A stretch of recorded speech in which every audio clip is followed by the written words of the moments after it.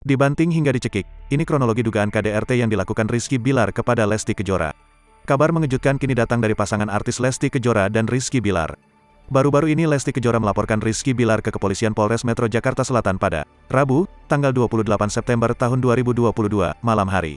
Saat Lesti Kejora membuat laporan ia didampingi kuasa hukumnya. Pada Rabu, tanggal 28 September tahun 2022 sekitar pukul 2.30 waktu Indonesia Barat dan pukul 10 waktu Indonesia Barat, telah terjadi tindak pidana KDRT yang diduga dilakukan terlapor, Muhammad Rizky terhadap korban. Bunyi surat laporan tersebut, dilansir dari Kompas.com, Jumat, tanggal 30 September tahun 2022.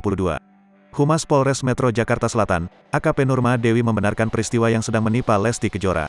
Nurma mengatakan kalau Lesti Kejora menyambangi Polres Metro Jakarta Selatan membuat sebuah laporan terkait dugaan kekerasan dalam rumah tangga, KDRT.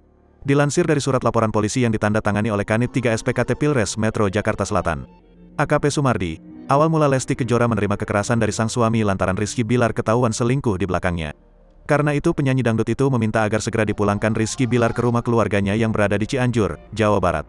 Diketahui, ia pun berusaha mendorong sang istri ke kasur dan melakukan tindakan kekerasan seperti mencekik Lesti dan mendorongnya ke lantai.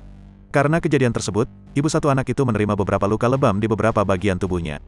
Kemudian pada jam 10 waktu Indonesia Barat terlapor berusaha menarik tangan korban ke arah kamar mandi dan membanting korban ke lantai dan berulang kembali sehingga tangan kanan dan kiri leher dan tubuhnya merasa sakit dan atas kejadian tersebut korban merasa sakit dan melaporkan ke Polres Metro Jakarta Selatan guna ditindaklanjuti, tutup isi surat tersebut.